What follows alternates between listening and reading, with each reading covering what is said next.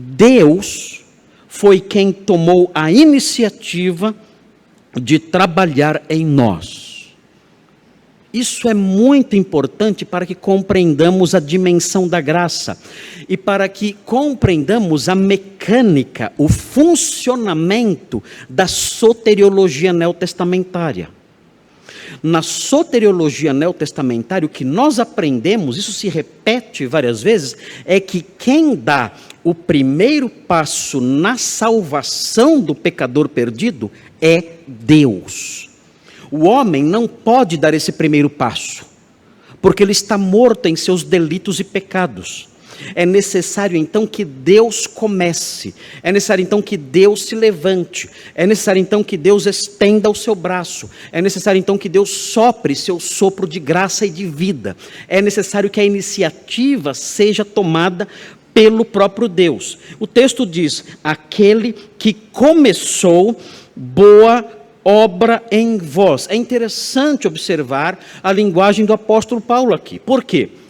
Porque essa linguagem, quando o apóstolo Paulo fala, aquele que começou boa obra em vós, o apóstolo Paulo, como judeu que era, como grande conhecedor do ensino veterotestamentário, ele certamente está fazendo ecoar aqui nesse texto algo relacionado à criação do mundo.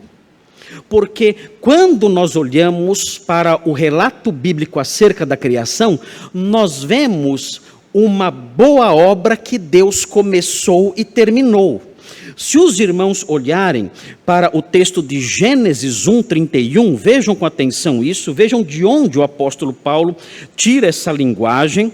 Gênesis 1:31, nós vemos uma boa obra que teve a iniciativa de Deus. Paulo é um judeu, ele tem grande intimidade com os escritos veterotestamentários, e ele certamente faz com que esse conhecimento, essa afinidade que ele tem com o Antigo Testamento, se reflita nos seus escritos aqui aos crentes de Filipos. O texto diz assim em Gênesis 1, versículo 31, fala assim: viu Deus tudo quanto fizera, é uma obra, Deus realizou uma obra. E o texto prossegue: e eis que era muito bom. Ou seja, Deus realizou uma boa obra.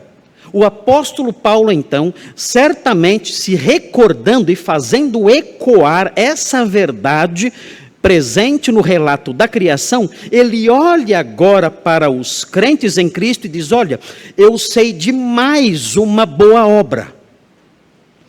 Nós não temos somente a boa obra da criação do universo diante de nós. Nós temos também a boa obra de uma outra criação diante de nós. O Senhor realizou uma boa obra quando criou o mundo, quando criou o universo. Ele olhou para toda aquela grande obra e disse que aquela grande obra era uma boa obra. Mas essa boa obra de Deus terminou lá. E agora nós estamos diante de uma outra boa obra que Deus realiza. E essa outra boa obra que Deus realiza também é uma obra de criação. Ele também está criando. Ele continua a criar numa outra dimensão, não, é claro, o universo material, mas ele continua a criar numa outra realidade. Ele continua a criar, ele está criando homens novos. Se nós olharmos, os irmãos conhecem muito bem esse texto, os irmãos certamente vão se lembrar dele quando eu mencionar aqui a passagem bíblica, 2 Coríntios 5,17. E assim, se alguém está em Cristo, o texto diz, é nova criação. Algumas traduções dizem, é nova criatura. O melhor na tradução seria, é nova criação.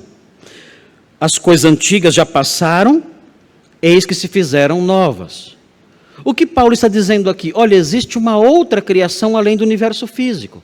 E essa outra criação além do universo físico é a criação dos homens novos, que creram em Cristo e foram feitos nova criação. Em Filipenses, Paulo olha para essa nova criação. Não a criação do mundo, do universo, das estrelas e tudo mais, não. Ele olha para a igreja de Filipos e ele fala, eu estou vendo uma nova criação. E isso também é uma boa obra de Deus.